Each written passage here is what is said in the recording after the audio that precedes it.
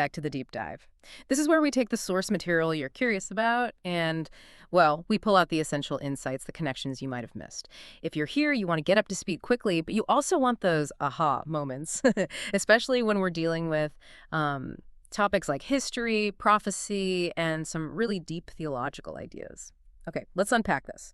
Today we're looking at a fascinating set of sources that all point to one story, a story of just, extreme precision. It's about the events around the betrayal of Jesus. Specifically, we're zeroing in on the financial cost, those infamous 30 pieces of silver. What did they symbolize? And how do these sources interpret that price as a cosmic statement about value itself? And that's the key, that synthesis. Yeah. Because the material connects the dots from the prophet Zechariah hundreds of years earlier, straight through to the accounts in Matthew and Acts in the New Testament. Yeah, it really does. And it forces us to look at what feel like minor details. A specific number of coins, a certain piece of land. But the argument is that none of this was random. It was all building a profound theological point. It's all about how these events leading up to the cross are framed as this complete cosmic reversal of worth, taking a price that screamed contempt and flipping it into the price of ultimate unconditional love, what the sources call agape. So our mission today is really twofold. First, to look at the almost unbelievable accuracy of that 30 pieces of silver prophecy. It's startling. It really is. And second, to get our heads around that interpretive bridge. How do you get from a historical insult to the ultimate definition of redemption? And, for you listening, to explore the final question the sources pose. If this really is the supreme value in the universe, what does that demand from us personally? Let's just dive right in with what one of the sources calls the goosebumps of precision. I love that phrase. It says the details are so exact they defy belief. They absolutely do. The core of it is in the book of Zechariah. We're talking verses 12 and 13. This was written centuries before the events took place. Centuries. And it predicts not only the 30 pieces of silver, but also what the money would eventually be used for, to buy the potter's field. That is just an astonishing level of foresight. So how does the New Testament pick up that thread and, fulfill it so perfectly? It's all about Judas Iscariot. The sources lay it out clearly. Judas gets paid 30 pieces of silver for the betrayal. The exact amount. The exact amount. Then when he's overcome with remorse, he goes back to the temple and he throws the coins down. He doesn't want them. Right. And the priests have a problem. They can't legally put it back in the treasury. It's blood money. So what do? They decide to use it to buy a piece of real estate. And that piece of real estate is the potter's field. It's all there, Matthew 27. Hold on a second. If the prophecy was that specific, 30 silver coins, potter's field, how did the temple priests not see what they were doing? Surely they knew the book of Zechariah. That is such a great question. And it gets to a point the sources really emphasize. A kind of spiritual blindness. So they just missed it. They were so wrapped up in the legal side of it, the technicalities of what do we do with this dirty money, that they completely missed the cosmic drama unfolding right through their own actions. Yeah. They thought they were solving a little accounting issue, but in reality, they were executing a divine prophecy down to the last coin. And that detail that they couldn't even use the money for anything sacred, it just hammers home this idea of contempt, doesn't it? The whole thing feels unclean. And the contempt just gets deeper when you look at Judas's fate. The sources call it a providential necessity, which shows just how sharp and cruel the consequences of sin are. And they are very graphic about it. Acts 1:1 says after he hanged himself, he fell into that very field and his bowels gushed out. And the location itself, the potter's field, it adds this whole other layer of commentary. The sources specify this wasn't, prime real estate. No. It was a waste dump. It's where potters threw their broken shards, their useless clay. The ground was literally littered with sharp, broken pieces of pottery, almost like knife blades. So the prophecy wasn't just about a transaction. It was about the physical consequence, a grim end in a field of broken, sharp trash.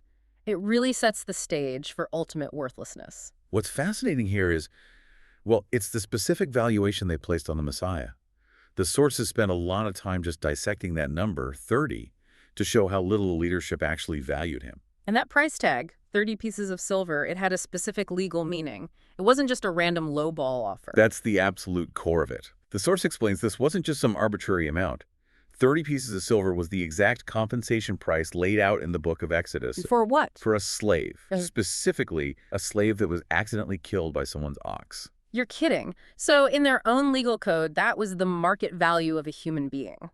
But only if that person was property, and only if they were already dead. Precisely.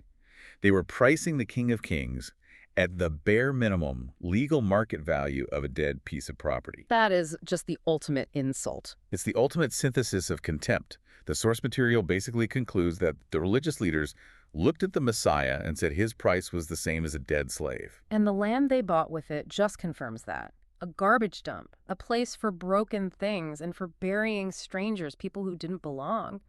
It's like they were marking the life they bought as literal trash. It's a stunning level of disrespect. Zechariah, in verse 13, says it with this thick, biting irony, something like, "Cast it to the potter, that magnificent price at which they valued me." Oof. They valued God's grace at the lowest possible price, and then they were forced to spend it on the lowest possible piece of land. Okay, here's where it gets really interesting for me. How does the cross take this insultingly low price, the value of a dead slave, and transform it into what the source calls cosmic life value? I mean, that seems impossible. You can't get supreme value out of that. If we connect this to the bigger picture, that theological reversal is the entire point. The sources argue the low price wasn't a mistake. It was an act of identification. Jesus allowed himself to be priced that way, for the price of a slave, specifically to pay the price to save the sinner. Okay, why does that specific connection matter, the slave part? Because according to these texts, the sinner is described as a slave to sin, someone who deserved that sentence of death. By accepting the 30 silver coins, Jesus was taking on the legal identity of the lowest possible person, the dead slave. He was identifying with the one who was destined for rejection. Exactly. It was a necessary step to secure the highest possible life for that person. He had to become what we were. So the low price became the highest price because he was willing to be seen as worthless, so that the actual slave, the sinner, could be set free. That completely flips the valuation on its head. And the destination does the same thing. The garbage dump, the cemetery for strangers, it's also reversed. The reason he was sold for the price of a garbage dump was to change the destiny of what the source calls the pitiful self. The self that was destined to be forgotten, like a stranger with no home. Yes, he literally exchanged his worth for our worthlessness. That's incredibly heavy. So the cross, seen this way, isn't a low-value transaction at all. It's the exact moment of supreme value, the kind of value you'd give your entire life for without a second thought. That's why the sources say that once you grasp this, it changes everything. It dominates your perspective. They even bring in that quote from 1 Corinthians. "For I decided that while I was with you, I would forget everything except Jesus Christ, the one who was crucified."